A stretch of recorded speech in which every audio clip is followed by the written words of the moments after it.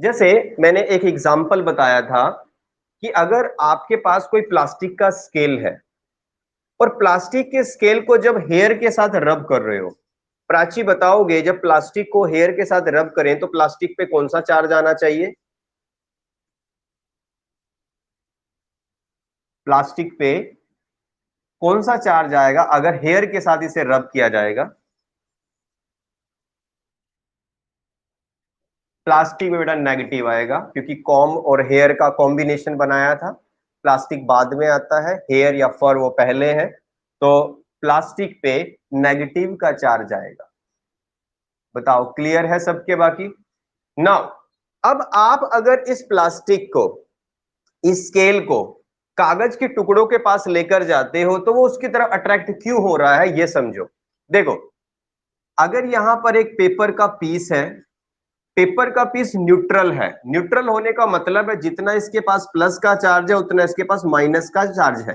ये dielectric mediums है और डाइलेक्ट्रिक मीडियम इंसुलेटर्स को ही बोल रहे हैं, बट उनके अंदर भी चार्ज होते हैं।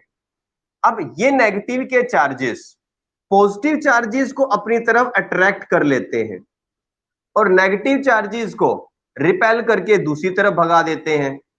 अब बेटा इस नेगेटिव इस पॉजिटिव में तो होना चाहिए अट्रैक्शन, बट इस नेगेटिव में होना चाहिए रिपल्शन।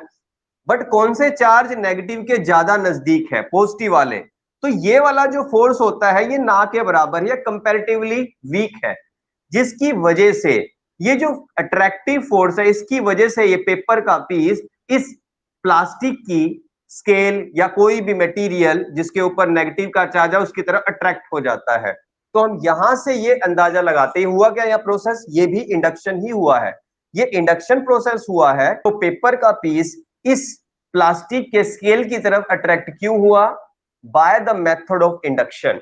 इंडक्शन मेथड की वजह से ऐसा हुआ। तो हमें पता चला कि चार्ज बॉडी किसी न्यूट्रल बॉडी को भी अपनी तरफ अट्रैक्ट कर सकती है। हाँ जी विनायक, ये बात क्लियर हुई आपको? तो एक हेडिंग बना लो, एक हेडिंग बनाओ, a neutral object, a neutral object can be attracted,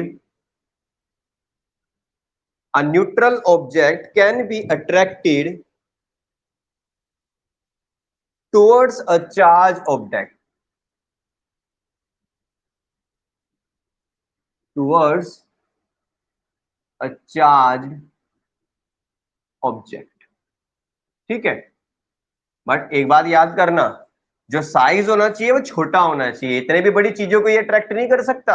ऐसा नहीं है कि हम स्केल को कागज से अट्रैक्ट कर लेंगे, ऐसा नहीं है।